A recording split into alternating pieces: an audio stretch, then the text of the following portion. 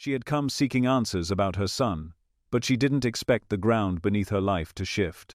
In her mind, he was simply a difficult child, stubborn, defiant, and somehow always able to push her to the edge of herself in ways no one else could. She loved him fiercely, but it was a love mixed with exhaustion and confusion. She wondered if something was wrong with him, or with her, or with both. When she sat in the quiet room, waiting for the reading to begin, she thought she was asking for parenting advice. What she received instead was a truth that pierced through the ordinary story of her life and revealed something that made her chest tighten and her eyes fill with tears she didn't understand. The voice before her spoke with calm certainty, telling her that her son was not here by accident, that their lives were not random intersections, but carefully woven threads in a tapestry that stretched far beyond this single lifetime. He was her mirror, not just in the way that children often reflect their parents' behaviors, but in the deeper, soul-level sense. He was here to show her herself. Every frustration, every moment of pain, every unexpected joy, all of it was part of a plan agreed to before either of them were born. She sat frozen, trying to grasp the idea that this boy, who drove her to the brink of patience, was in her life because of a decision they had both made somewhere beyond this world. She was told that in a lifetime long past, their roles had been reversed.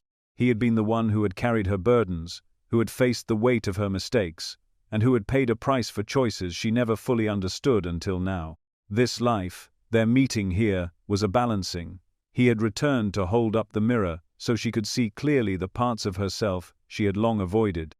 The reading went deeper, describing a series of lifetimes in which they had crossed paths, not always as parent and child, but always with unfinished business between them. In one, they had been siblings torn apart by betrayal. In another, allies whose loyalty was tested by war.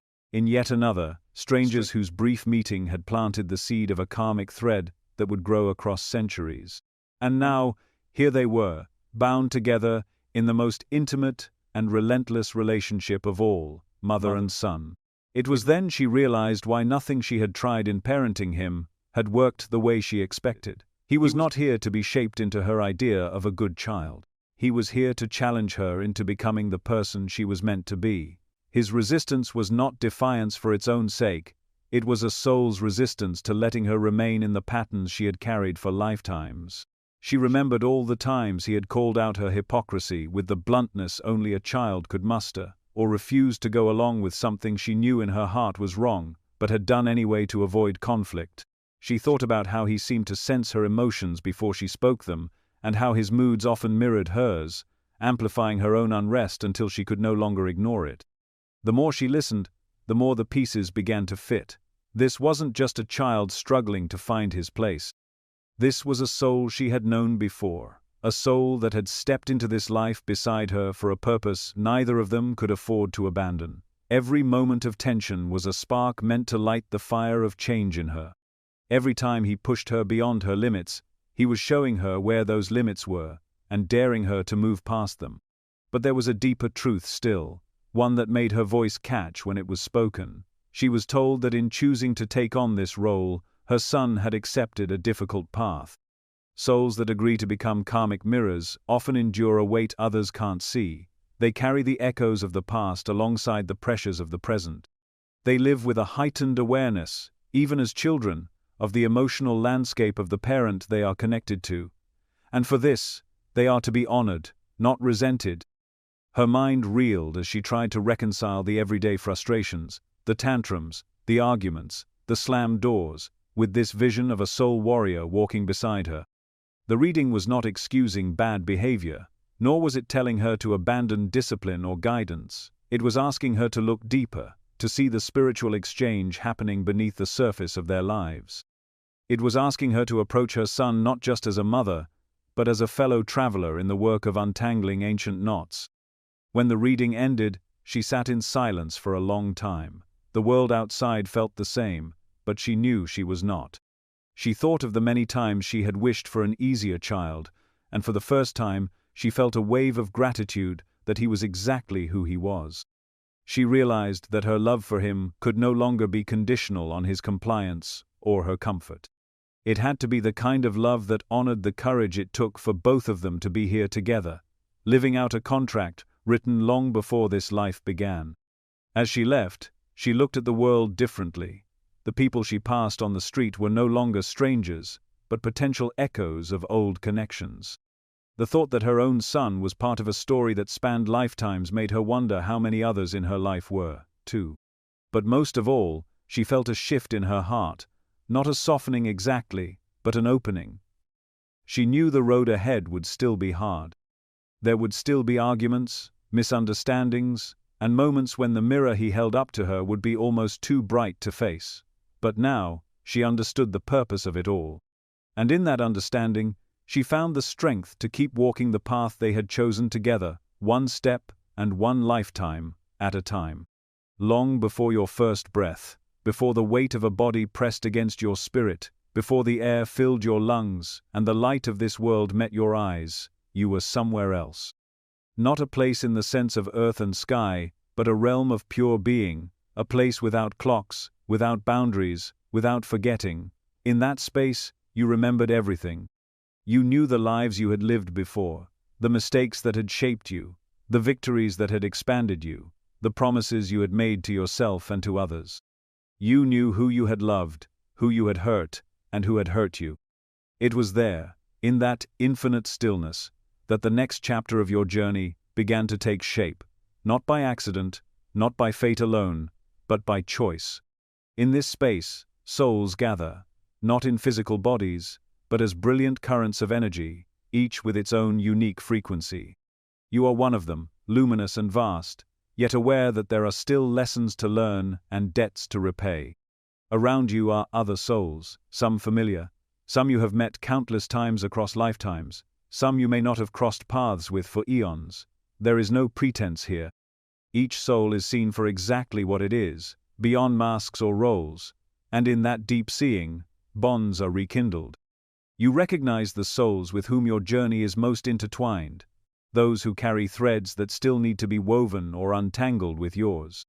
This is the beginning of what some call the pre-birth agreement. It is not a command handed down to you by some higher power without your consent. It is a collaboration, a sacred planning session where you and others decide what the next lifetime will hold, and what each of you will play in it. The choices are not random. They are deliberate, precise, almost surgical, in the way they target the deepest places within you that are still in need of transformation.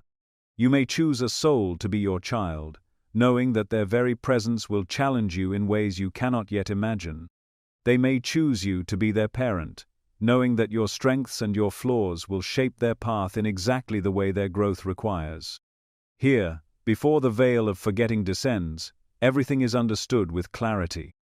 You may see the life ahead of you not in every detail, but in its key turning points, moments of joy, moments of heartbreak, moments when you will stand at a crossroads and your choice will alter the course of everything. You will see the challenges and the gifts of the family you are choosing, the wounds they carry, the love they have to give, and you will also see what your presence in their lives will awaken in them. Some of these awakenings will be beautiful, some will be painful, but all will serve a higher purpose. Sometimes, the soul you choose to be your child is one with whom you have a long, tangled history. Perhaps in another life, they were your parent, and you failed to show them the love they needed.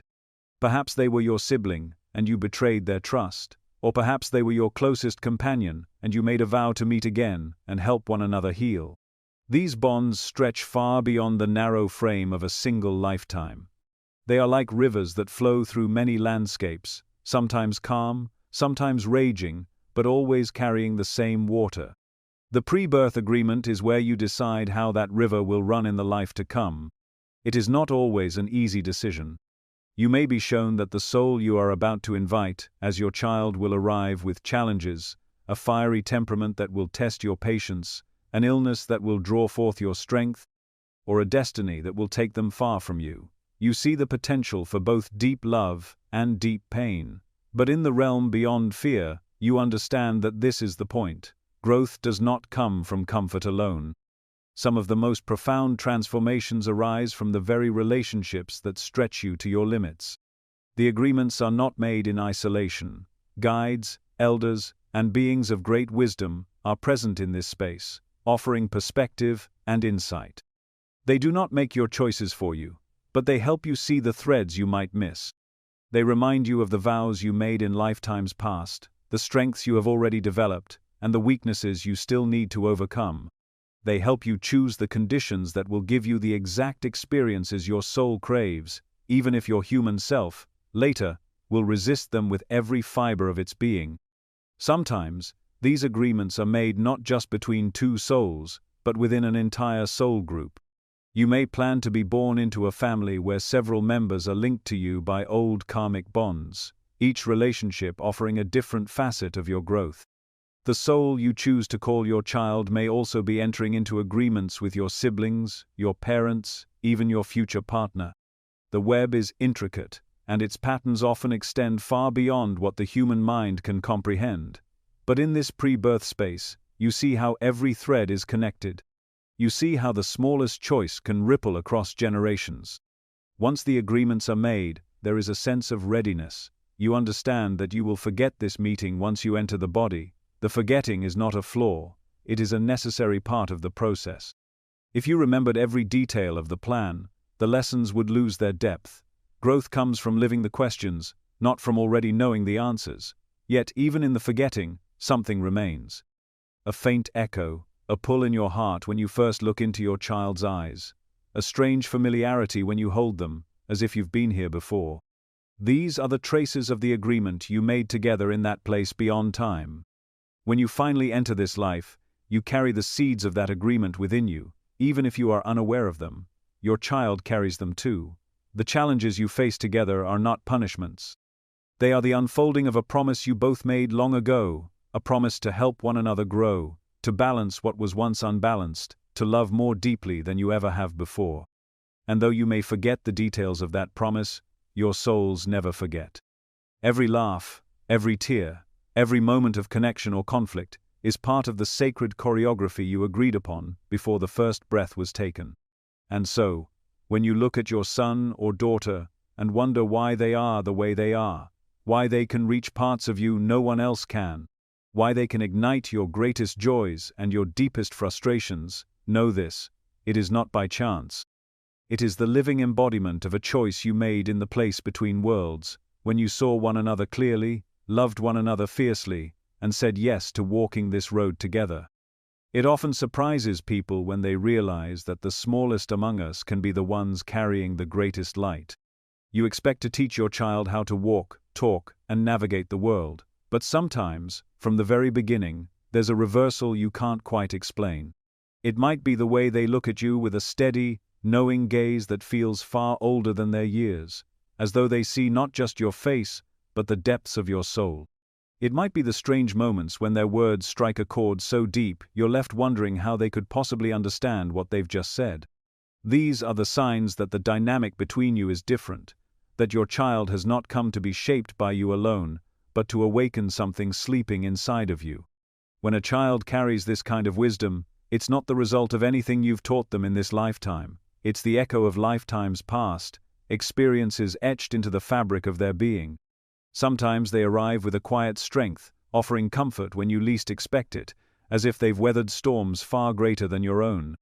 Other times they arrive with a fierce intensity, challenging your beliefs, your routines, and the parts of yourself you've never dared to question. Either way, their presence is a catalyst. They have come not only to live their own path, but to guide you along yours. This reversal can be disorienting at first. Society teaches you to see children as blank slates, to be filled with knowledge and molded into the adults they will become. But when the child is the teacher, it becomes clear that they did not arrive empty. They came carrying gifts you cannot buy, cannot teach, and cannot control. These gifts might appear in their perspective on the world, in their uncanny ability to forgive, or in their refusal to compromise on what feels true to them. And as much as you may resist, their example begins to work on you, reshaping your own understanding of love, resilience, and purpose. There are moments that stand out in the lives of those who raise such children. A mother sits at the kitchen table, her head in her hands after a long day, and her 5-year-old, with eyes full of empathy, places a tiny hand on hers and says, "It's okay to cry. It makes you lighter." A father, hardened by years of carrying burdens he never speaks of, finds himself in the presence of his daughter's unshakable joy, and something in him starts to thaw. A parent who has lived in fear and scarcity for as long as they can remember watches their child give their last piece of candy to a stranger without hesitation, and realizes that generosity is not about abundance but about trust.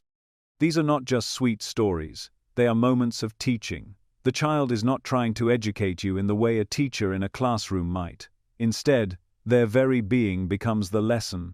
They hold up a mirror, not to your flaws alone, but to your potential.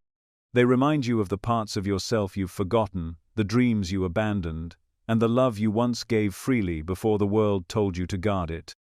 But being taught by your child is not always gentle. Sometimes their wisdom arrives through friction, through the dismantling of the walls you've built. A child may refuse to conform to expectations you've placed on them, not out of rebellion for its own sake, but because they are showing you the cost of living against one's truth. They might call out hypocrisy in ways that sting, or stand their ground when you try to push them in a direction that doesn't align with their inner compass. In these moments, the lesson is harder to receive, because it requires you to release control and confront the discomfort of change. It's important to understand that when a child takes on the role of the teacher, it's part of a deeper soul agreement. Long before they arrived here, the two of you agreed to this dynamic. They chose you not because you needed someone to raise, but because you needed someone to awaken you. And this awakening can take many forms: learning patience where you've had none, rediscovering joy when you've been numb, or finding faith in yourself when you've doubted for too long. Over time, if you're willing to listen, you begin to see the thread running through the lessons they bring. You notice how their presence shifts the way you see the world. You find yourself making choices you never would have made before. Not because you've been persuaded by logic, but because you've been touched by something deeper, the living example they've set. And perhaps most importantly, you begin to feel gratitude for their role in your life, even if it is not always easy. In many ways, having a child who is a teacher requires humility. It means accepting that you are not always the one with the answers. It means admitting that wisdom does not always flow from old to young, but sometimes the other way around. It means being willing to learn without resentment, to let yourself be shaped by someone you are also shaping. This reciprocity, this mutual growth, is what makes the bond so profound. Sometimes, years later, you will look back and realize that the biggest changes in your life were set in motion by moments with them, moments you didn't recognize as turning points at the time. A conversation in the car, a look across the dinner table, a simple question that cuts straight to the heart of what you'd been avoiding. Their lessons may have been subtle, but they were steady, guiding you step by step toward a version of yourself you might never have reached on your own. And in the quiet hours, when you reflect on your journey together, you may come to understand the true gift of having a child who is a teacher. They didn't just change you, they reminded you who you already were beneath the layers of habit, pain, and fear. They didn't just open your eyes to new ways of living, they brought you back to the truth you had once known but forgotten. And in doing so, they fulfilled the role they had chosen before they ever arrived here. To be your guide, your mirror, and your reminder that love is not just something you give to a child, but something a child can return to you in ways that transform everything. There are moments in life when you look into the eyes of your child and feel something that cannot be explained by biology alone. It is not just love, not just recognition, but a quiet shock, a sense that somewhere, sometime, the roles were reversed. This feeling is more than poetic sentiment. It is the echo of an ancient truth. Across the long arc of lifetimes, souls exchange positions, wearing the mantle of parent in one incarnation and the role of child in another. These cycles of reversal are not random, they are one of the most profound mechanisms for balancing the delicate scales of karma. Imagine a life long ago where you were the one guiding small, tentative steps, shaping another soul's world with your choices and your care. Perhaps you were patient, perhaps you failed in your duty, perhaps you left wounds that would ripple forward through time. The soul you once held in your arms carried the imprint of that experience, just as you carried the imprint of theirs. When the time was right, you met again, but this time, you were the one taking your first breath, and they were the one who held you. The reversal was not a punishment, but an opportunity. It allowed you to understand the other side of the bond with a depth you could never have reached from only one vantage point. In these cycles, the reversal is often precise. A soul that once neglected a child may return as that child, born to a parent who struggles with neglect, so they can know what it feels like and develop the empathy they once lacked. A parent who was overly controlling in a past life may return as a child, under a strict or dominating parent, learning firsthand the stifling weight they once placed on another. Over time, these reversals dissolve judgment and breed compassion, because you have lived both sides of the experience. You cannot so easily condemn when you have been both the giver and receiver of the same wound. Sometimes the exchange is rooted in love rather than pain. A parent who once sacrificed everything for their child may return as the child of that same soul, giving back the care and dedication they once received. In these cases, the reversal becomes a gift, a way of honoring the bond that transcends time. It is a way of saying, "I will hold you now as you once held me. I will guide you now as you once guided me." These lives are often marked by an effortless closeness, a deep sense of mutual understanding that feels as if it has been polished over centuries. The cycles are not always evenly spaced. Sometimes a reversal comes immediately in the next life, while other times it may be centuries before the balance is ready to shift.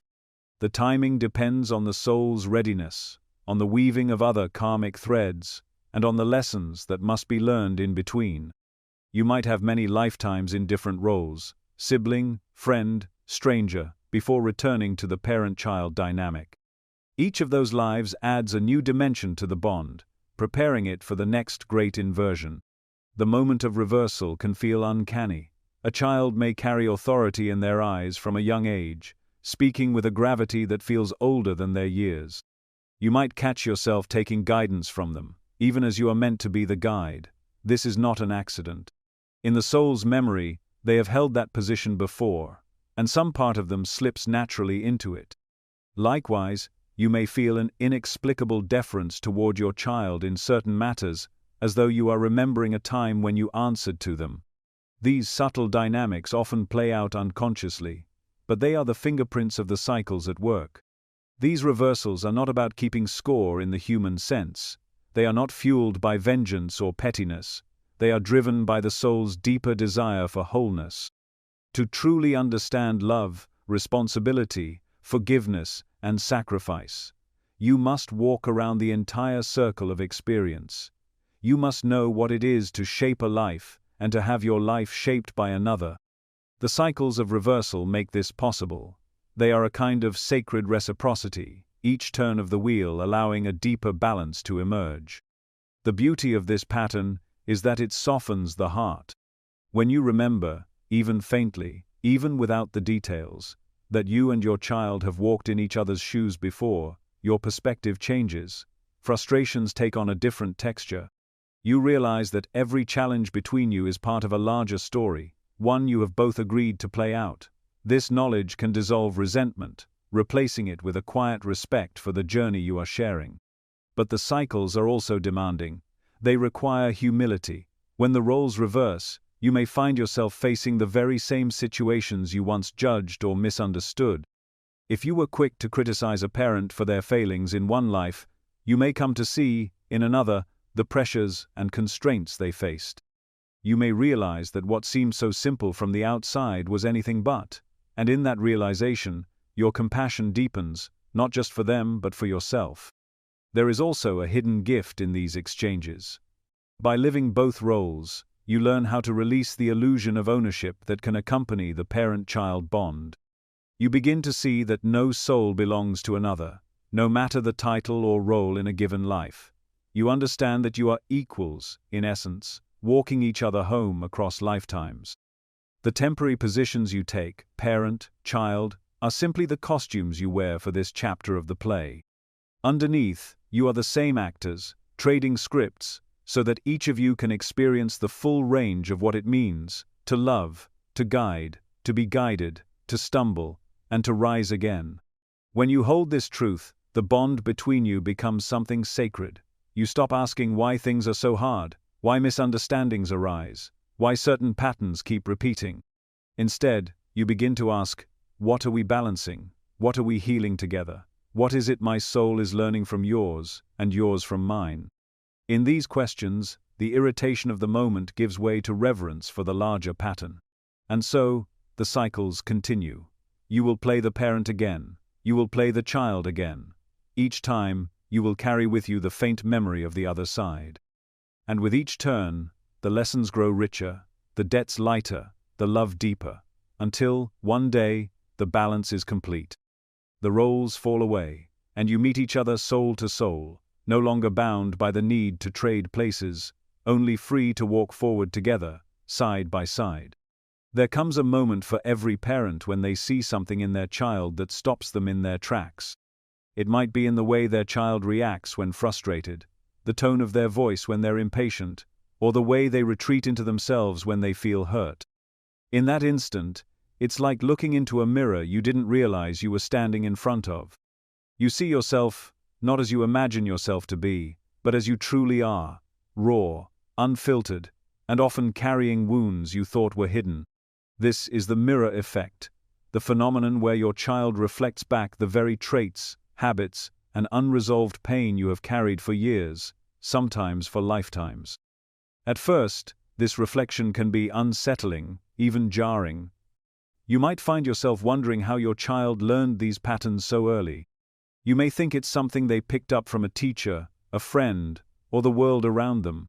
But the truth is, much of it comes from you, not in a deliberate way, but in the way your energy, unspoken feelings, and subtle actions ripple out into the space you share. Children are extraordinarily sensitive to what lies beneath the surface. Long before they understand the words to describe it, they can feel the tension you carry in your body, the fear you bury in your chest, the anger you try to swallow.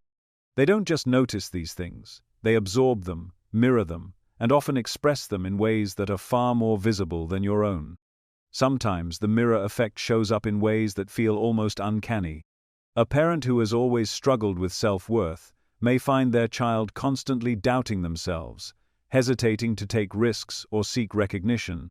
A parent who hides their emotions behind a mask of strength may watch their child do the same, forcing smiles when they're hurting inside. A parent who has never fully faced their own temper may see it erupt in their child with a force that feels overwhelming. It's easy to label these as the child's problems, to try to discipline them out of existence. But until you address the source within yourself, the reflection will continue to return.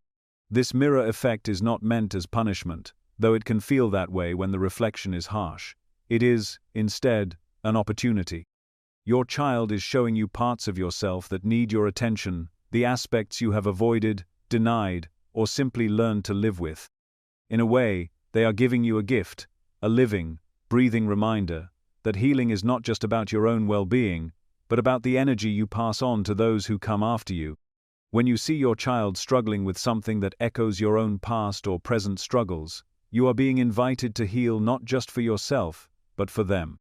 Of course, this is not an easy invitation to accept. Looking into the mirror means confronting the reality of your own wounds, some of which may have been with you since your own childhood. It means acknowledging the cycles that have been passed down through generations, often unconsciously. Many parents discover that the very things they swore they would never repeat from their own upbringing have slipped into their parenting in subtle ways. A sharp tone here, a lack of patience there, a tendency to dismiss feelings rather than sit with them. And when these traits appear in your child, you may feel both guilt and frustration, torn between wanting to change them and recognizing that they are, in many ways, a reflection of you. The mirror effect also works in more positive ways. Just as children can reflect our wounds, they can also reflect our strengths, our growth, and our moments of love. You might see in your child a generosity that mirrors your own, a resilience that you fought to cultivate, or a sense of humor that has been a lifeline for you in hard times. These reflections are reminders that you are passing on more than just your pain. You are also passing on your healing, your joy, and your light. Noticing these moments can give you the strength to face the more difficult reflections with compassion rather than self-judgment. In spiritual terms, The mirror effect is a profound form of karmic exchange. It is as if your child has agreed, on a soul level, to hold up this mirror for you, knowing it will not always be easy for either of you. They are not simply imitating your behaviors, they are resonating with the deeper energy you carry. This is why the work of healing yourself is never selfish. Every step you take toward wholeness is a step that shifts the reflection your child sees and absorbs. When you face your fears, release your anger, or soften your defenses, you are not just changing your own life, you are changing theirs. The real challenge of the mirror effect lies in how you respond to it. It is tempting to focus solely on correcting your child's behavior without considering the root causes. It is tempting to distance yourself from the reflection, to deny the connection between their struggles and your own. But the mirror cannot be broken by turning away from it. The only way to transform what you see is to do the work within yourself. This might mean seeking support, practicing self-awareness, or making different choices in how you respond to your own emotions. It might mean apologizing to your child when you realize you've mirrored something harmful back to them, showing them that healing is possible even after mistakes. As you begin to work with the mirror effect rather than against it, you may notice shifts in both yourself and your child. The more you soften your own patterns, the less intensely they are reflected back to you. The more you show your child that it is safe to express feelings, the more they will trust themselves to do so. Over time, the mirror becomes less of a source of conflict and more of a tool for connection. You and your child begin to grow together, each reflection becoming an opportunity for mutual understanding rather than a battleground. In the end, the mirror effect is one of the most powerful and humbling aspects of the parent-child bond. It asks you to see yourself with honesty, to face the parts of you that you might have preferred to keep hidden, and to embrace the possibility of change. It teaches you that your influence runs far deeper than the words you speak or the rules you set. It lives in the energy you carry, the way you move through the world, and the example you set in your own healing. And perhaps most importantly, it reminds you that your child is not here to simply follow in your footsteps, but to walk alongside you, reflecting your journey back to you, so that together, you can move towards something greater. There are wounds that do not begin with you. They are older than your body, older than your memories, and older than the walls of the home you grew up in. They are threads woven through generations, quiet patterns of pain, fear, silence, or struggle that pass from parent to child, like an unspoken inheritance. Sometimes they take the form of a recurring hardship, like financial instability or abandonment. Other times they live in more subtle places, a reluctance to express love, an inability to trust, a deep shame that no one can explain. These patterns are not simply chance. They are the echoes of unresolved karma, carried forward through the lineage, until someone, somewhere, is willing to face them and break the chain. When you become a parent, you are not just raising a child. You are stepping into a living river of your family's history. You stand at a place where the current of the past flows directly into the future. Every choice you make, every wound you heal, every truth you speak, ripples forward into generations yet to come. This is why the bond between parent and child can be so charged, so full of both love and friction. In many cases, the child's very presence is a mirror held up to the ancestral wounds you carry, not to punish you, but to give you the opportunity to finally transform them. You might notice it in moments when your child triggers a reaction in you that feels bigger than the situation. Perhaps they express emotions you were never allowed to show, and it unsettles you. Perhaps they resist authority in a way that reminds you of your own defiance as a child, a defiance that was met with punishment or rejection. Or perhaps they seem to inherit a tendency toward fear, self-doubt, or mistrust, even though you've tried to raise them differently. These are clues that the pattern you're facing did not start here. It has been handed down, sometimes quietly, sometimes violently, through the bloodline. And now it is in your hands to do something different. When karmic tension arises between you and your child, it is often the outer expression of an ancient inner knot. You may be the first in your family to have the awareness and courage to untie it. This is not a small task. It requires more than just changing your behavior. It demands that you go deep enough to see the origin of the wound, whether that means looking into your own past or feeling into the lives that came before yours. It means recognizing that your reactions, your fears, and even your limitations may not have begun with you, but they can end with you. Healing across generations is rarely clean or linear. You may have moments where you feel the old pattern pulling at you like a tide, the urge to shut down when emotions rise, to repeat the same criticisms you once heard, to protect yourself with silence instead of vulnerability. But each time you choose differently, even in the smallest way, you send a shockwave through the pattern. It is as though you are speaking to all the versions of your family that came before you, saying, "It stops here." And because energy is not bound by time in the way the body is, that choice doesn't just heal the future, it ripples backward, softening the past as well. Sometimes the child you raise will seem to carry the very qualities that have caused the most pain in your lineage. They may have the same temper, the same restlessness, the same tendency towards self-destruction. This can be difficult to witness, especially if you have spent your life trying to escape those traits in yourself or others. But their presence in your child is not a sign that the cycle is doomed to continue. It is an invitation, perhaps the most urgent one, to face the pattern head-on, to love them through it without losing yourself, and to teach them, by example, another way of being. In many spiritual traditions, it is believed that souls choose the exact family lines they enter because those lines contain the perfect combination of lessons and healing opportunities. If you are in a position where the karmic weight of your family feels heavy, it may be because you are strong enough to carry it into transformation. This does not mean it will be easy. It may require you to confront old family secrets, to challenge beliefs that have been treated as truth for generations, or to forgive people who never asked for forgiveness.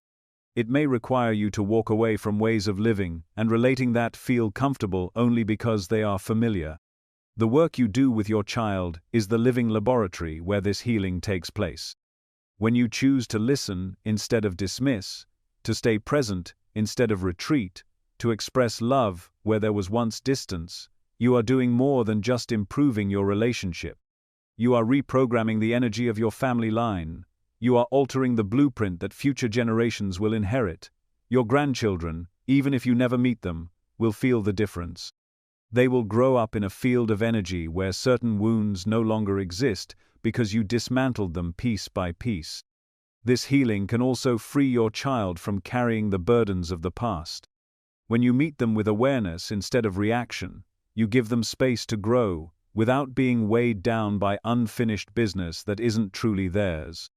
You break the unspoken agreement that each generation must carry the same pain, and in doing so, you give them the gift of choice, the freedom to live from their own soul's desires rather than from the patterns of their ancestry.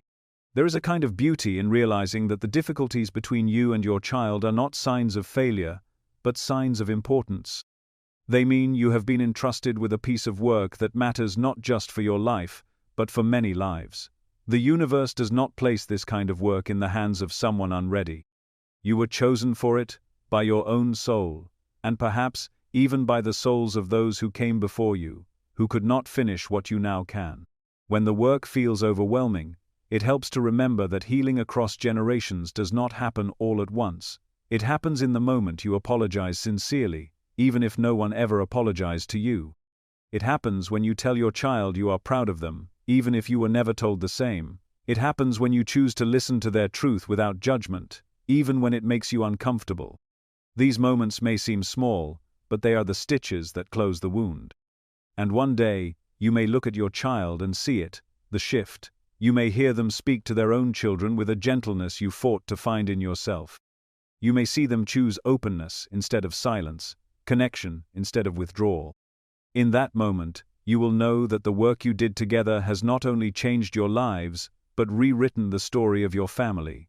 You will have taken an old inheritance of pain and transformed it into one of love. And that transformation will not end with you.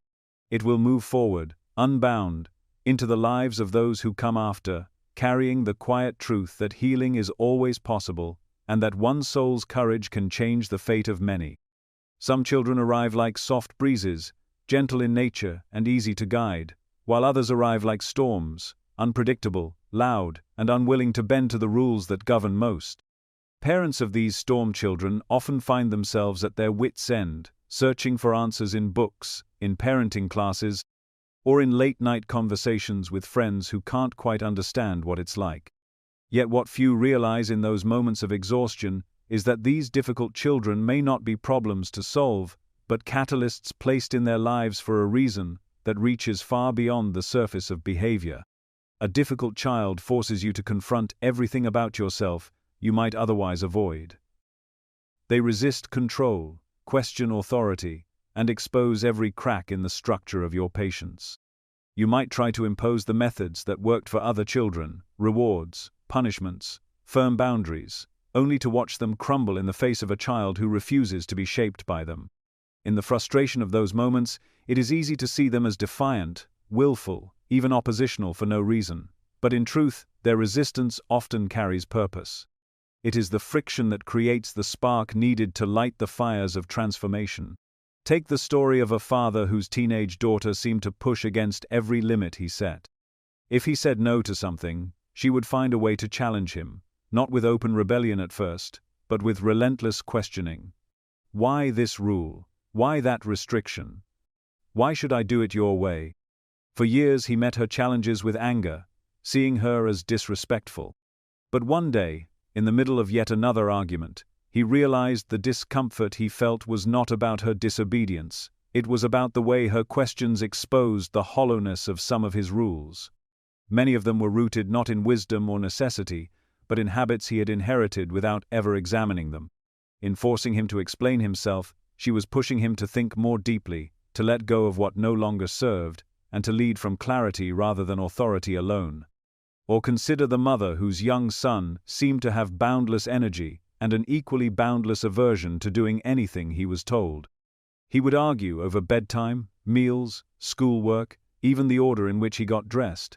Her friends told her to just be stricter, but the harder she pushed, the more explosive the conflicts became.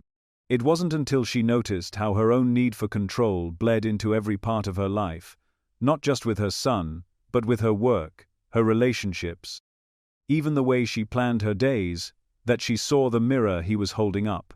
His resistance was not random, he was showing her the cost of her rigidity, the way it strangled spontaneity and joy. When she learned to loosen her grip, to offer choices instead of commands, not only did their relationship soften, but she found herself breathing easier in every other area of her life. A difficult child will not let you stay asleep in your patterns. They will challenge you to see the world through a lens you've long since discarded. They will force you to confront your own impatience, your fears, your insecurities. This can be deeply uncomfortable because it strips away the illusion that you are fully in control. Yet it is in that discomfort that transformation becomes possible. Without the resistance, you might never question your assumptions, never seek new ways of connecting, never stretch yourself into a better version of who you are meant to be. The catalyst effect of such children is not always immediate. Sometimes years pass before the lessons they bring are fully understood. You might spend a long time seeing only the conflict, the friction, the exhaustion, until one day, something shifts. Perhaps you find yourself handling a difficult conversation at work with a grace you never had before, realizing that the skill came from years of learning to navigate your child's storms. Or maybe you discover that the boundaries you once struggled to set for yourself are now strong and healthy, forged in the fire of holding your ground with a child who tested them daily. Even the emotional intensity of these relationships serves a purpose. A child who refuses to be tamed teaches you that love cannot be conditional on compliance. They push you to find ways of staying connected even when you disagree, even when you feel hurt or disrespected. They challenge you to love fiercely without losing yourself, to stand firm without closing your heart. These are not easy lessons, but they are among the most valuable a parent can learn. There is also a spiritual dimension to all of this. Some believe that these difficult children choose their parents not to cause pain, but because they sense the potential for growth in them. On a soul level, they may have agreed to come in as challengers, knowing that their resistance would trigger the exact circumstances needed for transformation. This is not an easy role to play. It often means enduring misunderstanding, frustration, and even rejection. And yet, these souls take on the task because they know that friction can polish even the roughest stone into something brilliant. Looking back, many parents of such children can see the undeniable ways they themselves have changed. They may have become more patient, more creative, more self-aware. They may have shed old beliefs and discovered new depths of empathy. What felt like endless conflict at the time reveals itself, in hindsight, as the training ground for qualities they now cherish in themselves. And often, as the child grows, the relationship transforms too. The battles fade, replaced by mutual respect and a deeper understanding forged through years of trial and growth. None of this is to say the path is easy, or that every conflict is a hidden gift in the moment it occurs. The truth is, there will be days when you are tired, when you wish for quiet, when you long for the ease you see in other families. But alongside that truth is another, that the child who challenges you most may also be the one who shapes you most profoundly. They are not here to make your life easy, they are here to make your soul expand. And perhaps, one day, you will look at them and see not just the storm they once brought into your life, but the new landscape that storm helped create, one where you are stronger, wiser, and more alive than you ever would have been without them. In that moment, you may find gratitude for the very resistance that once kept you awake at night. Because in the end, it was never just about raising them, it was about both of you being raised into something greater. There is a kind of love that exists beyond roles, beyond expectations, beyond the shifting tides of human emotion. It is not earned by good behavior, nor diminished by mistakes. It does not demand perfection, and it does not keep a ledger of wrongs.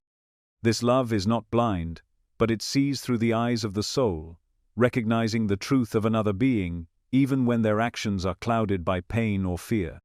When it flows between a parent and child, it becomes more than just a bond of affection.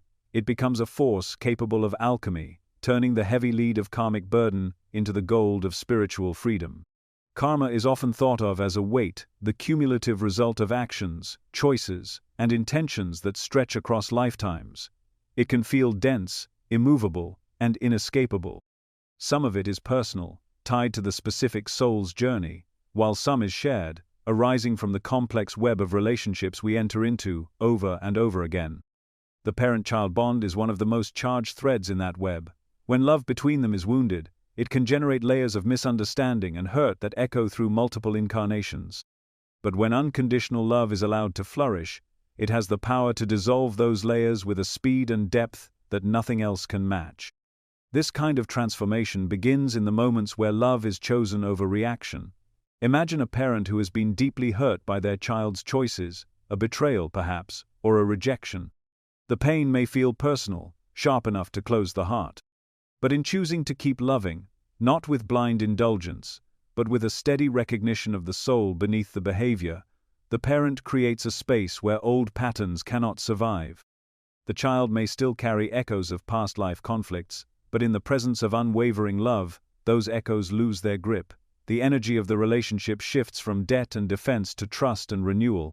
Likewise, a child may carry resentment or confusion toward a parent, perhaps feeling abandoned or misunderstood. In choosing to see their parent as a soul on their own journey, fallible yet worthy of compassion, the child releases themselves from the role of victim. The karmic loop of blame is interrupted, and in its place grows a different kind of connection, one that acknowledges the past but refuses to be bound by it. This is the alchemy of love. It does not deny the existence of pain, but it changes its nature so that it no longer poisons the bond. The most profound shifts often occur in the smallest, most consistent gestures. A parent who chooses patience instead of anger in a tense moment. A child who offers understanding instead of retaliation when old wounds are touched. These acts may seem insignificant in isolation, but they accumulate, slowly reweaving the fabric of the relationship. The soul feels the difference. Where once there was heaviness, there is lightness. Where once there was an unspoken contract to repeat the same struggles, there is now the possibility of something new. In the deeper sense, unconditional love is not something you give or withhold. It is something you allow. It is the state of remembering that beneath every hurt, beneath every role, There is the same essence that you share, a spark of the same infinite source. In that recognition, it becomes impossible to hold on to judgment in the same way. You can still acknowledge the harm done, still set boundaries where needed, but you do so without the desire to punish or win. The focus shifts from proving who is right to nurturing what is true. This shift is powerful because karmic patterns rely on the repetition of certain emotional states. Resentment breeds more resentment, fear breeds more fear. But when love interrupts that repetition, it is as though the entire karmic script is rewritten. The roles you have played in past lives, the one who abandons, the one who is abandoned, the one who harms, the one who is harmed, lose their hold. The energy that once bound you in cycles of retribution becomes fuel for growth and freedom. It is important to understand that unconditional love is not weakness. It is not an invitation to allow harm to continue unchecked. True love of this kind is deeply rooted in clarity. It sees what is happening without illusion, and it chooses the path that serves the highest good, even when that path is difficult. Sometimes love means stepping back to allow space.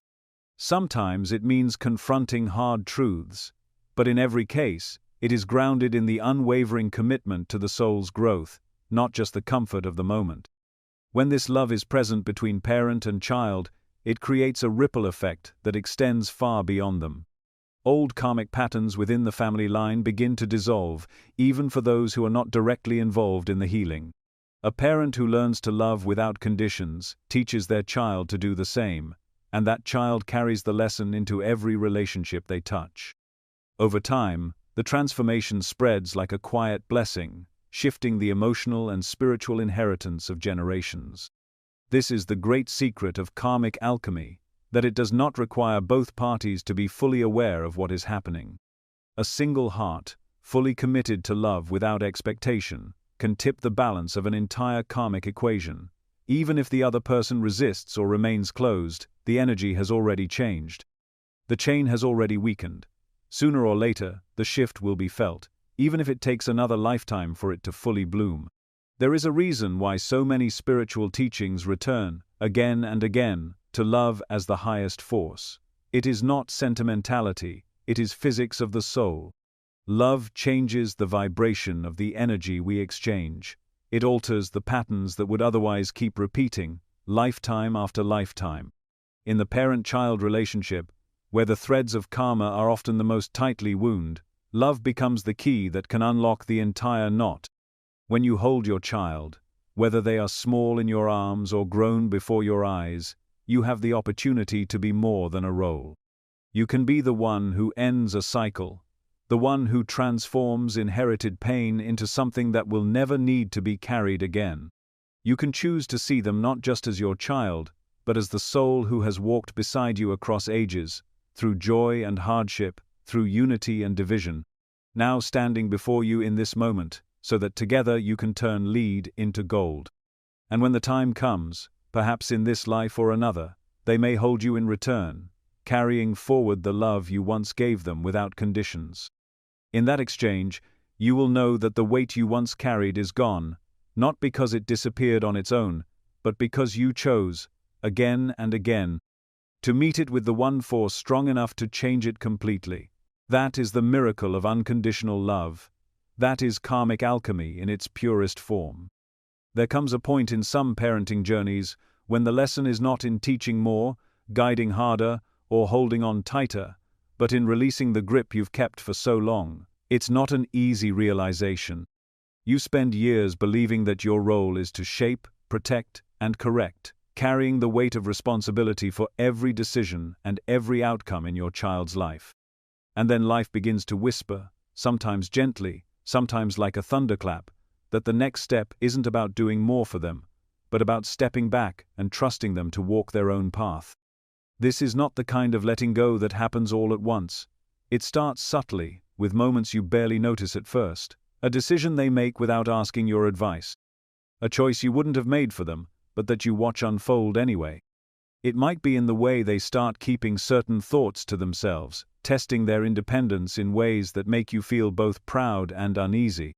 Each of these moments is an invitation for you to loosen your hold, and each time, your instinct might be to grab on tighter instead.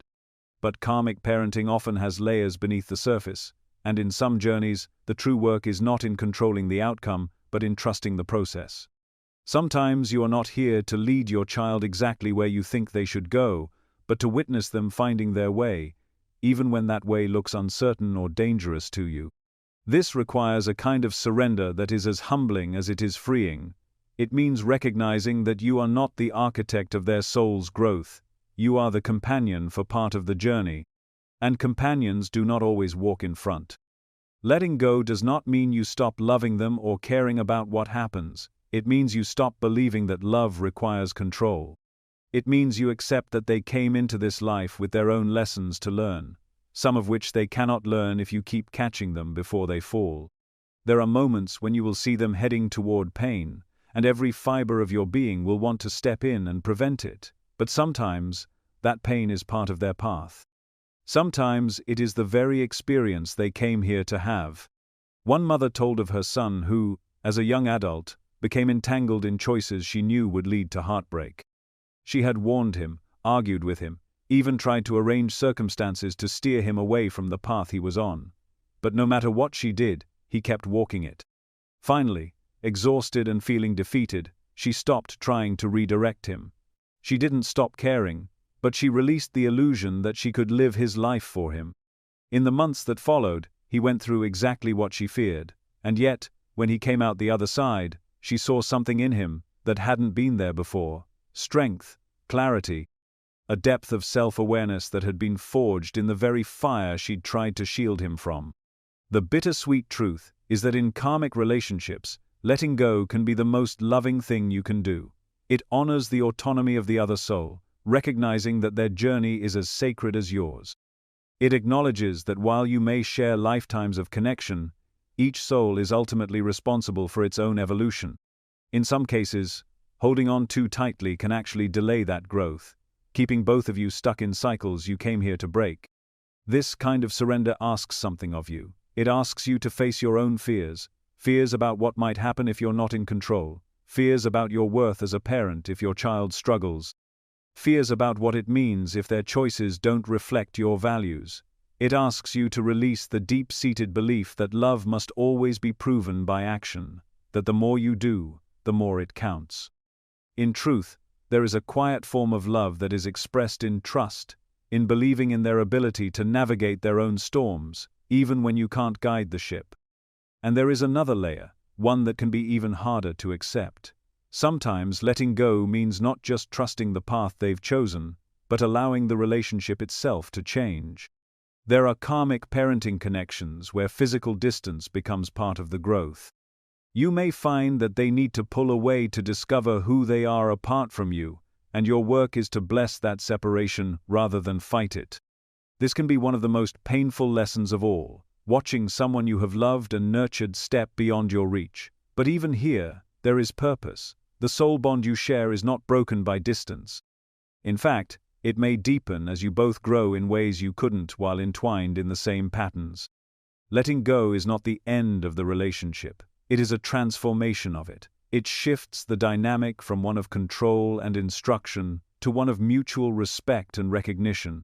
You stop seeing them only as the child who needs your guidance, and start seeing them as the soul who walks beside you, sometimes in alignment, sometimes on a different trail, but always connected in ways that transcend this life. This perspective allows you to hold space for them without needing to hold the reins. Over time, you may even come to see that letting go was never about losing them. It was about giving them the space to become who they are meant to be, and giving yourself the space to do the same. The roles you've played in each other's lives are fluid. In one lifetime, you may have been the guide. In another, the seeker. In this one, perhaps you are both a little of each. But in every lifetime, the bond remains. And when you are able to trust that bond, you can release the fear that letting go means abandonment. You can rest in the knowing that no matter how far apart your paths may appear, the threads that connect you run deeper than any distance or disagreement. You can love them without needing to control them, support them without needing to direct them, and honor their journey even when it leads them into shadows. In the end, letting go is not a sign that you've given up. It is a sign that you've grown wise enough to know the difference between what is yours to carry and what is theirs. It is the moment you step back, not out of indifference, but out of reverence for the sacred work their soul came here to do. And sometimes, that space you create is exactly what allows them to return to you, not as the child you once knew, but as the soul you've always loved. There are bonds that feel ordinary, familiar, and comfortably human, and then there are bonds that seem to crack open the very core of your being from the moment they enter your life. Most often, the idea of a twin flame is spoken about in the context of romantic relationships, but the truth is far more intricate. A twin flame is not defined by romance at all, but by the shared origin of two souls, a single soul essence split into two, journeying through lifetimes in different bodies to master lessons that cannot be learned apart. And while rare, this connection can sometimes take the form of a parent-child relationship, a configuration so intense that it can feel both like a blessing and a relentless test. When a twin flame incarnates as your child, the energy is unmistakable. From the first meeting, the first breath, the first look into their eyes, there is an almost shocking recognition, as though the air between you holds the memory of eternity. This is not the simple recognition of soul family, which many parents and children share. It is deeper, more disruptive.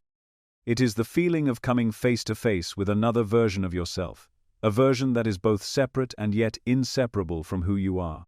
Their presence has the power to light up your highest truths and also expose your deepest shadows, often within the same moment. In the twin flame dynamic, karmic clearing is not optional. It is the very heart of the connection. And when that dynamic exists within a parent-child bond, the clearing happens under the raw intensity of unconditional love and daily contact. This can mean that the relationship is filled with moments of deep harmony, where you feel utterly seen and understood in ways no one else can reach. But it can also mean that conflicts erupt with a force that seems disproportionate to the situation, as if the smallest disagreement strikes directly at the core of your identity. This is because twin flames mirror each other so perfectly that they cannot help but reveal the wounds the other has yet to heal. For a parent, having a twin flame as a child can be both humbling and disorienting. You are tasked with guiding them through life, yet there will be times when it feels as though they are the ones guiding you. They may challenge you in ways that no one else dares to, not out of rebellion, but because on a soul level, they are holding up a mirror to the places where you are still clinging to fear, ego, or unhealed pain. They know these places intimately, because they carry the same wounds. And so the dynamic becomes a crucible, a space where transformation is unavoidable, even if it is uncomfortable. For the child, having a twin flame as a parent means growing up in the presence of a soul whose very existence activates their deepest lessons. This can feel like both a gift and a burden. They may feel an intense sense of safety and belonging, yet also experience moments of inexplicable frustration or pressure, as if they are constantly being called to grow faster than their peers. The bond will push them toward their highest potential, but it will also demand that they confront their shadow side earlier and more directly than most. Because of the depth of this connection, emotional boundaries can blur in ways that are both beautiful and challenging. The empathy between twin flames is so heightened that you may feel each other's emotions as if they are your own. This can lead to extraordinary levels of support and understanding, but it can also create situations where you take on each other's pain in ways that are unhealthy if not consciously managed. Part of the karmic clearing in this dynamic is learning how to hold love without absorbing suffering, how to witness each other's growth without trying to control it. The purpose of this rare configuration is not comfort, it is evolution. A twin flame incarnating as your child is not here simply to share a life with you. They are here to ignite a transformation that neither of you could achieve alone.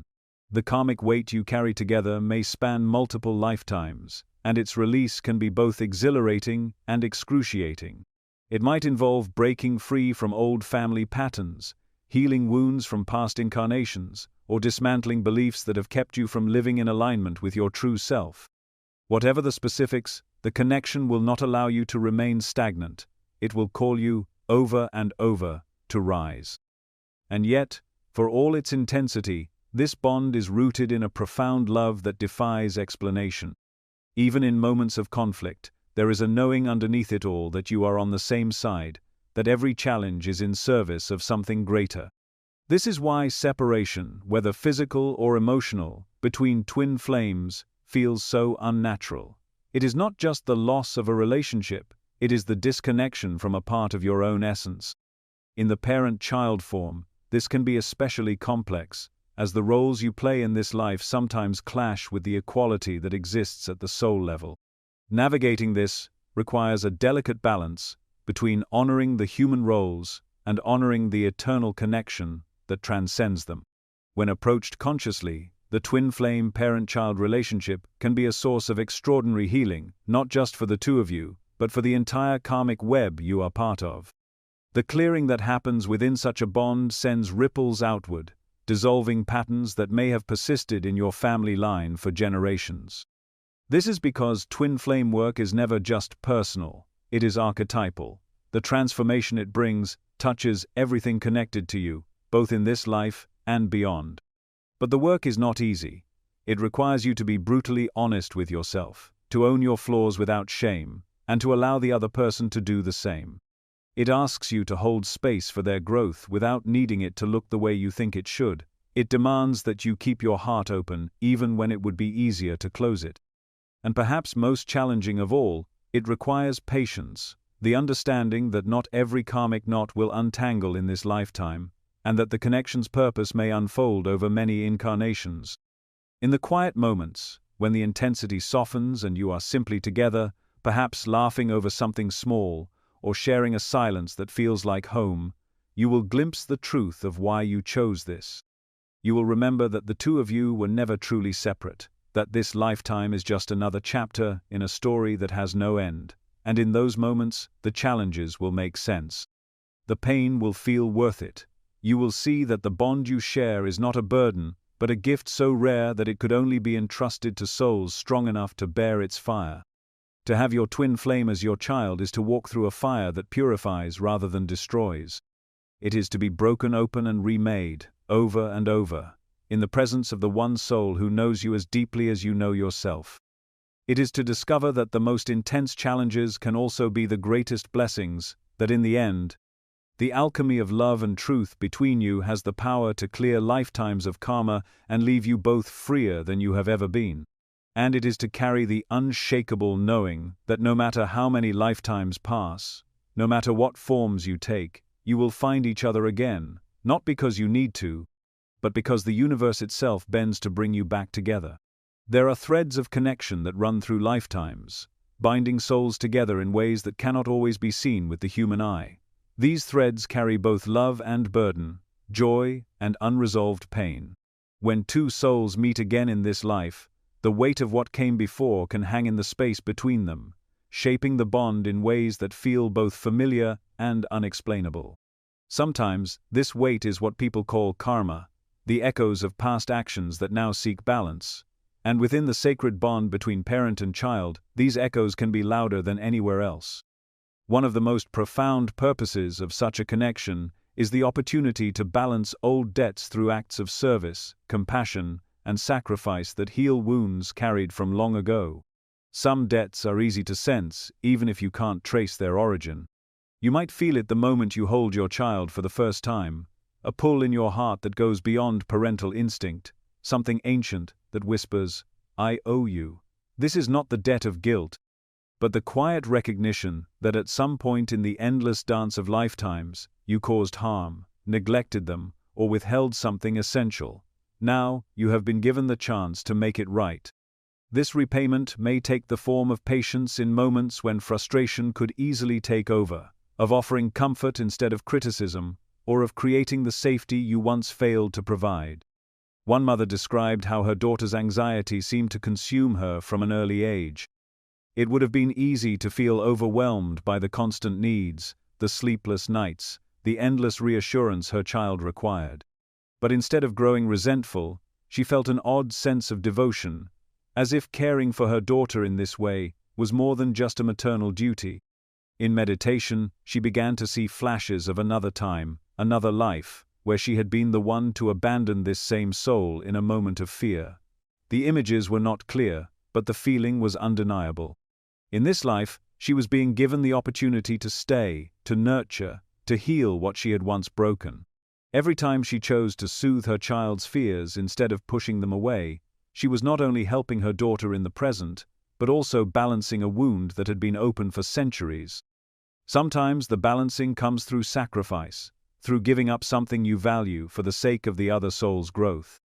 This is not the sacrifice born of martyrdom or resentment, but the conscious choice to put their needs above your own, because you know, deep down, that this is part of the healing. A father once shared how he gave up a career opportunity that would have taken him far away from home because his son was entering a turbulent stage of adolescence. He knew that being physically present was more important than any promotion. What he didn't realize until later was that in another lifetime he had chosen ambition over family, leaving this same soul to grow up without his guidance. This time, he made the opposite choice. And while it cost him certain dreams, it gave him something far greater: the chance to repay a debt and close a karmic loop that had been open for far too long. Acts of service can also serve as repayment, especially when they are given without expectation of return. There are parents who spend years advocating for their child's needs in a world that does not easily accommodate them, whether that means navigating complex medical systems, fighting for educational support, or simply being their voice in spaces where they are unheard. While this advocacy benefits the child in obvious ways, on a soul level, it also transforms the bond between them. In past incarnations, the roles may have been reversed. Perhaps the child once fought for the parent in a time of hardship or oppression, and now the scales are being balanced through the same unwavering dedication. Compassion is another powerful form of repayment. It often shows up in moments when judgment would be the easier path. Perhaps your child makes a mistake that carries heavy consequences. You could respond with harshness, as you might have in another life, but instead you choose understanding. You see their humanity, their pain, and you stand beside them in it instead of pushing them away. This choice shifts the energy between you, dissolving the residue of past lifetimes where compassion was withheld. In some cases, the debt is not about harm done, but about love that was left unexpressed. Perhaps in another life, circumstances kept you apart, leaving words unsaid and bonds unfinished. In this life, you may feel an unshakable urge to tell your child how much they mean to you, to show them daily in ways both small and grand. You may not know why it feels so urgent, only that it does. And each time you express that love, you are completing a story that was interrupted long ago. The balancing of old debts is not always visible to the outside world. To others, it may look like ordinary parenting, showing up for school events, cooking meals, helping with homework, listening to late-night worries. But on a spiritual level, these actions carry weight. They are stitches in a tapestry that spans lifetimes, slowly repairing tears that once seemed beyond mending. Sometimes the other soul will recognize this consciously, sometimes only on a deeper level they cannot articulate. But the energy shifts regardless, creating a new foundation for future lifetimes. It's important to understand that balancing old debts is not about keeping score or living in penance. It is about restoring harmony. In many cases, the acts of service, compassion, and sacrifice you offer in this life will also benefit you in ways you didn't expect. They may soften your heart, deepen your capacity for empathy, or give you the strength to stand in your own truth. In this way, the repayment is mutual. As you give, you also receive. The healing moves in both directions, freeing both souls from the weight of what came before. Over time, the feeling of "I owe you" can shift into something lighter, something freer. You may find that your relationship becomes less about balancing the past and more about walking together into the future. The old wounds no longer define the connection, they become part of its history, but not its weight. And in that freedom, you can begin to create new patterns, ones rooted not in repayment, but in mutual respect, joy, and love. When seen through this lens, every moment of patience, every act of care, every choice to stand by your child when it would be easier to turn away takes on deeper meaning. It becomes part of a sacred exchange, a soul-level agreement to help each other grow and evolve. And as the debts are balanced and the energy between you clears, you both move closer to the ultimate goal of any karmic bond: to release the past, to live fully in the present, and to carry forward not the weight of what was owed, but the light of what was healed. There comes a moment in some lives when you feel, with an almost unbearable clarity, that you are standing at the edge of something ancient. It is not just your own pain you feel in that moment, but the weight of generations pressing against your back, urging you to continue walking the well-worn path they did. The patterns that have moved through your family, the anger, the silence, the fear, the abandonment, the betrayal, whisper their familiar lines into your ear, hoping you will speak them again. To break the chain is to refuse that whisper. It is to stand still, even as every part of your history tells you to move forward in the same direction. It is an act of rebellion so deep that it is spiritual, a decision to end something that was never truly yours, but which you have carried all the same. The cycles that bind us are not always obvious. Sometimes they hide in plain sight, disguised as just the way things are. A family that never speaks openly about emotions may not realize it is reenacting the same isolation that caused heartbreak 2 or 3 generations before. A pattern of scarcity thinking may continue even in times of abundance because the memory of hunger, whether physical or emotional, still lives in the body. These patterns are more than habits. They are energetic imprints, rooted in unhealed experiences, passed along like invisible heirlooms from parent to child. And unless someone has the courage to see them clearly and consciously choose another way, they will continue to live on in the next generation, and the next, endlessly. To break such a chain requires more than willpower. It requires awareness, the ability to see the pattern not as an individual flaw, but as part of a larger web of karma that you are now in a position to unravel. Awareness is both a blessing and a burden. Once you see the pattern, you can no longer participate in it without feeling the weight of that choice. You become acutely aware of the moments when you are tempted to repeat what was done to you, when the old ways feel easier because they are familiar. And yet, in those moments, there is also a door. You can step through it by choosing differently, even if the choice is small, even if it feels like it costs you something in the moment. This kind of courage often comes with loneliness. When you decide to live in a way that defies the habits of your lineage, you may feel like an outsider in your own family. They may resist your changes, question your motives, or accuse you of thinking you are better than them. But breaking the chain is not about superiority. It is about liberation, for yourself, for your children, and even for the generations behind you who could not do what you are doing now.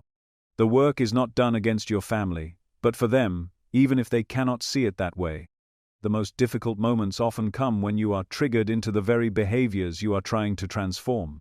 Perhaps your child says something that stirs up the same helplessness you felt as a child, and the instinct to lash out or withdraw rises before you even have time to think.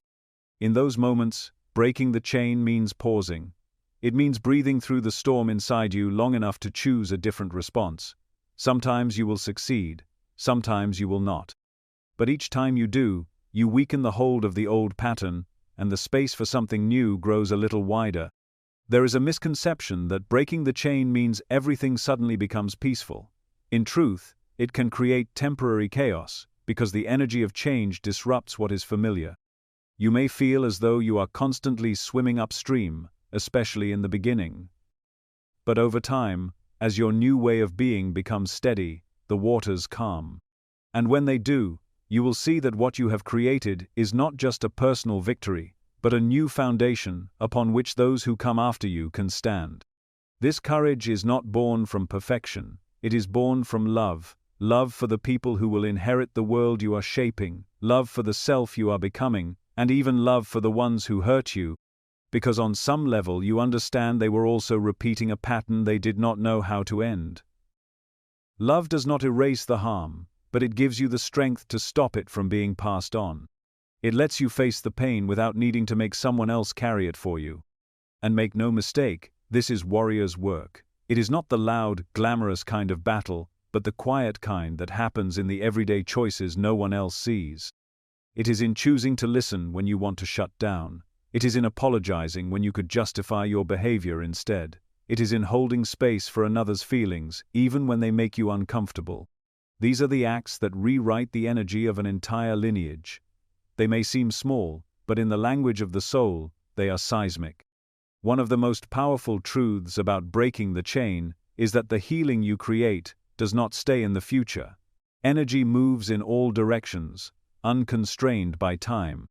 When you end a harmful pattern, the release ripples backward as well as forward. It is as if your ancestors can finally exhale, relieved that the burden they carried is no longer alive in the family line.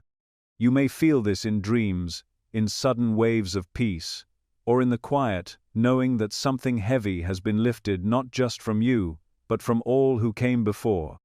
If you ever doubt the impact of your work, look for the small signs in your children or those you nurture. Notice the moments when they express themselves freely, when they move through the world with a confidence you had to fight to find. Notice the ways they are spared the wounds you once carried like second skin. These are the living proof that your courage is reshaping the future. Breaking the chain is not a single act, but a lifetime of acts.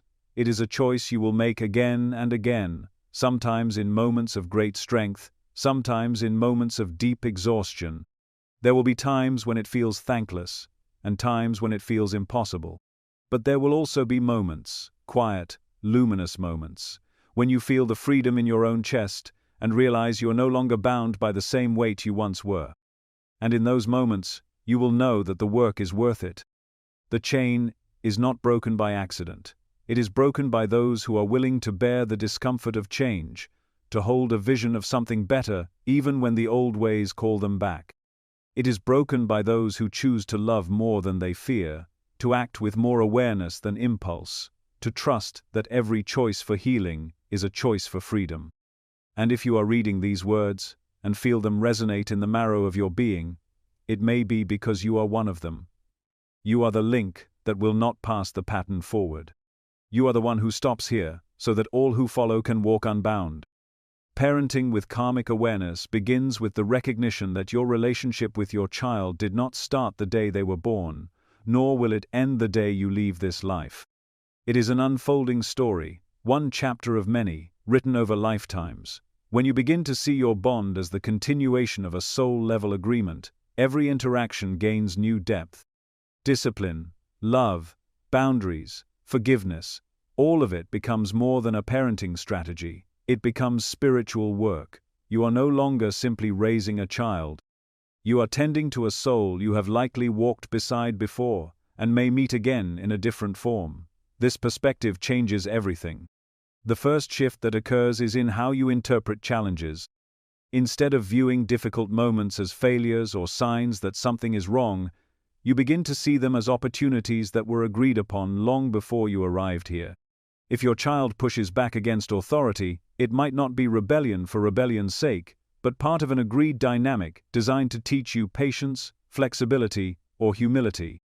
If they struggle with confidence, it could be an invitation for you to offer the encouragement and belief you once withheld in another life. Every point of friction becomes a doorway to growth, and you begin to approach those moments not with frustration, but with curiosity. One of the most powerful tools in parenting with karmic awareness is conscious listening. This means hearing not only your child's words, but the soul energy beneath them. Sometimes what they are expressing is not just about the current situation, but about an old wound resurfacing. Their anger might carry the echo of a time you silenced them. Their fear might trace back to a life where you failed to protect them. By listening deeply, you can respond not only to their present needs, but also to the unspoken layers beneath, helping to dissolve old patterns as you meet their current ones. Another key aspect is practicing presence. Too often, we parent from habit, reacting based on what we've seen, heard, or been taught. Parenting with karmic awareness asks you to slow down and engage with your child in the moment, without the weight of past judgments or future fears. Presence allows you to sense when a disagreement is actually a moment for healing, when a simple choice of words can open the door to trust or close it for years. It teaches you to pause before speaking, to notice your own emotional triggers, and to respond from a place of conscious choice rather than unconscious reaction. Boundaries remain important in karmic parenting, but they take on a different quality. Instead of being rooted in control or fear, they are set from a place of mutual respect. You recognize that your child is not an extension of you, but an autonomous soul with their own journey. Healthy boundaries are not walls but guideposts, offering structure without suffocating freedom. They create the safety your child needs to explore their own identity while knowing you are a steady presence in the background. Compassion becomes the foundation of every choice you make. Parenting with karmic awareness means remembering that both of you are here to learn, and both of you will make mistakes. When your child stumbles, you hold them accountable without shame. When you stumble, you own it without defensiveness. This transparency not only builds trust, it models the very qualities you hope to nurture in them. It shows them that growth is not about perfection, but about the willingness to acknowledge, adjust, and try again. Practical rituals can support this kind of parenting. Simple daily practices like a shared moment of gratitude before bed can help strengthen the soul connection between you. Regular check-ins where you each share what you appreciate about the other can reinforce the bond and keep communication open. Even small acts, looking into their eyes when they speak, putting aside distractions when they want your attention, greeting them with warmth, send the message that their presence matters to you at the deepest level. It is also essential to allow space for individuality. When you understand that your child's soul may carry very different lessons than yours, you stop trying to mold them into your own image. You may see talents, beliefs, or desires in them that do not match your own, perhaps even ones you do not understand. Instead of resisting, you approach with curiosity and support. You remember that their path may diverge sharply from yours, because that divergence is exactly what their soul came here to experience. Your role is not to make their journey identical to yours, but to help them walk theirs with as much love and integrity as possible. Forgiveness becomes a central theme in karmic parenting. Forgiveness for them when they falter, and forgiveness for yourself when you realize you could have done better. This is not a one-time act, but a continuous process. Each lifetime brings its own imperfections, and holding on to guilt or resentment only carries those wounds forward. By practicing forgiveness in this life, you prevent those wounds from becoming part of the next. You close the loop, leaving both of you freer than before. Sometimes, parenting with karmic awareness means knowing when to step back. There will be moments when the lesson your child needs cannot be delivered by you. It might come through a teacher, a friend, a mistake, or even a heartbreak. As much as you want to shield them, part of honoring your soul agreement is allowing them to experience their own growth. Trust that the same intelligence that brought you together in this lifetime is guiding them, even when their path takes them somewhere you would not choose. Ultimately, parenting with karmic awareness is about seeing the sacred in the everyday. It is about recognizing that the bedtime story, the morning rush to school, the late-night talks, and even the arguments are all part of a much larger story you are writing together. It is about remembering that while your roles in this lifetime are parent and child, you are also two souls traveling together across the tapestry of time, helping each other awaken to greater love and understanding. When you live and parent from this awareness, the relationship deepens in ways that go beyond affection. It becomes a conscious co-creation, where every interaction has the potential to heal, to teach, and to uplift. You stop measuring success only by milestones or achievements and start measuring it by the love, trust, and growth you see in each other. And in the quiet moments, when you catch a glimpse of their soul looking back at you through their eyes, you know that this bond, in all its beauty and challenge, is one of the most profound gifts either of you will ever receive. There is a moment, if you are lucky enough to catch it, when the titles and roles of this life fade away, and you glimpse the souls standing before you for what they truly are. It may happen in an unexpected silence, in a glance that lingers a heartbeat too long, in a shared laugh that feels as though it came from a memory you cannot place. In that moment, the labels of parent and child dissolve, and what remains is something far older and far more enduring, the recognition of an eternal companion. This is someone you have walked beside before, in forms both familiar and strange, across lifetimes that stretch beyond the memory of this world. You may have been each other's teachers, lovers, friends, rivals, protectors. You have seen each other's light and shadow, not once, but countless times. And no matter how you meet, the bond is never truly new. In the human experience, the roles of parent and child come with powerful archetypal weight. They shape how we interact, what we expect, and even how we love. These roles are sacred in their own right. They give us a framework for protection, guidance, and nurture. But they are also temporary costumes in the larger theater of the soul's journey. When you leave this body, you will not carry the title of mother, father, son, or daughter with you. What you will carry is the energy of the connection itself, the lessons learned, the love shared, the growth achieved together. This is why, when we strip away the illusions of separation, we find that these roles are simply one chapter in a story that neither begins nor ends here. The truth is that you have agreed to meet again and again, sometimes in harmony, sometimes in conflict, always in service to the evolution of one another's soul. In one life, you may be the guide. In another, you may be the one who needs guiding. Sometimes you may incarnate together for joy and celebration, to rest in the familiarity of each other's presence. Other times, you may meet for the purpose of challenge, to help one another face the shadows you could not face alone. The parent-child dynamic is one of the most potent vehicles for this work, because it is infused with such intensity of love and responsibility. Yet once the work of that particular life is done, you step out of the roles and meet again in the space between lives as equals. In that space, beyond time, beyond form, you remember everything. You remember the lifetimes when you protected each other from harm, the ones where you lost each other too soon, the ones where you found each other against all odds. You remember the times you failed each other, and the times you exceeded every promise. You see the threads of connection woven not in straight lines, but in intricate, looping patterns that only make sense when viewed from a higher vantage. There is no judgment there, only understanding. Every lifetime is seen for what it truly is, an experiment in growth, a gift of experience, a step toward greater wholeness. This recognition changes how you see the relationship in your current life. When you know that your child is not yours, in the sense of ownership, but is a sovereign soul who has chosen to walk beside you for a time, it shifts your perspective. You begin to honor their autonomy, even as you fulfill your role as their guide. You respect that they have their own lessons to learn, their own karmic threads to weave and untangle.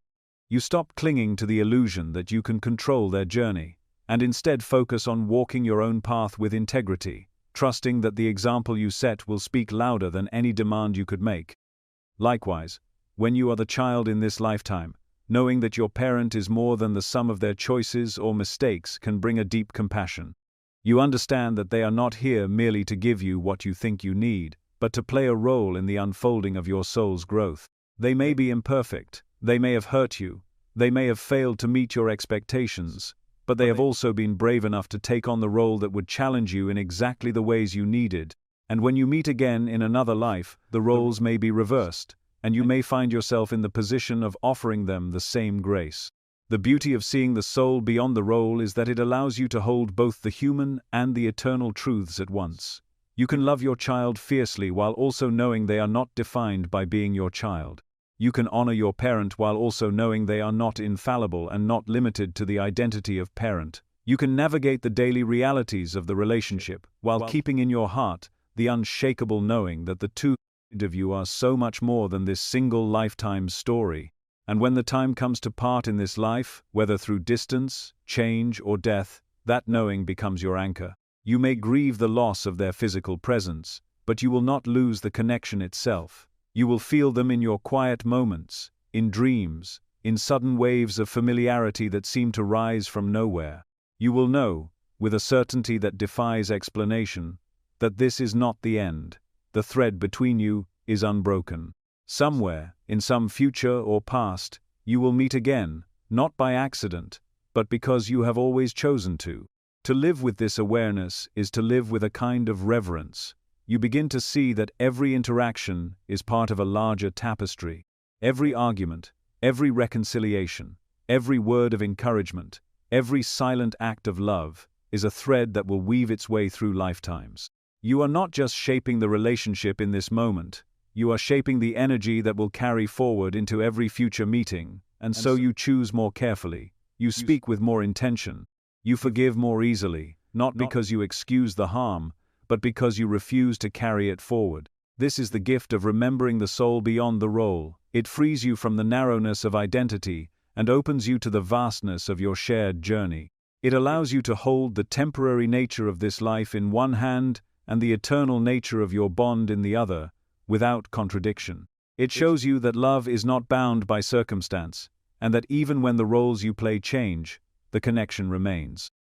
And so, whether you are the parent or the child this time, remember, you have been more than this to each other before, and you will be more than this again. You have been comrades in lifetimes of struggle, companions in lifetimes of joy, healers in lifetimes of pain. This moment, this life, is just one verse in a song that began long before you were born, and will continue long after you are gone.